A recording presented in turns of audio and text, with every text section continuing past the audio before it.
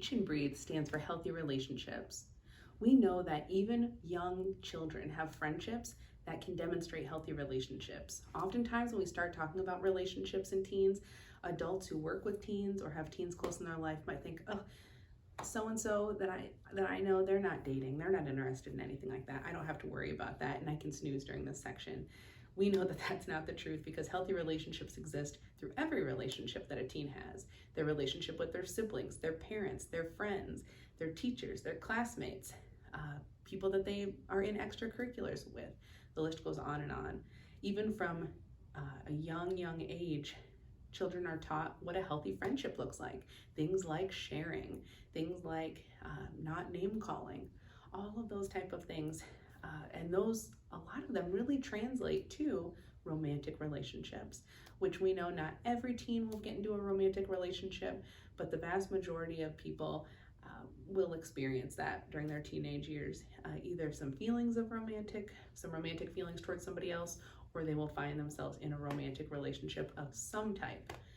And what that really means is that we want to make sure that teens are demonstrating all of those healthy relationship factors and know what they are, and that they're able to recognize those unhealthy relationship factors. One of the easiest ways to do so is to look at the red flags, green flags model. A lot of us have heard about red flags in relationships. That's also kind of a hot button, trendy word right now within the media. We know that red flags in relationships are things that make us raise our eyebrows and think, maybe this person isn't a suitable partner for me. Green flags, on the other hand, are really, really good things. Examples of green flags, things in a partner like, wow, this person is taking time for me. This person is communicating with me. This person is showing me respect. Things that are red flags really are the opposite side of that. They're not showing you respect. They're not communicating with you. They're not making you feel safe. And a lot of those, the list can go on and on for so many people. Now, none of us are perfect. None of us are 100% green flag, but we want to be able to know that if we have red flags, that we're working on those.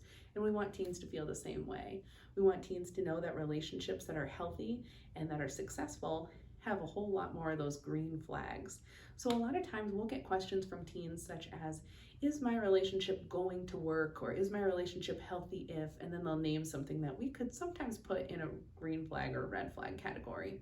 We know life isn't that simple, and that every situation, value, or trait that somebody has can't just fall into one of these containers, right? Red or green flag.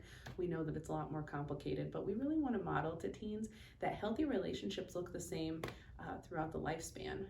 Relationships, again, with coworkers, friends, family members, have a lot of those same basic traits. They have things like trust. They have things like healthy communication.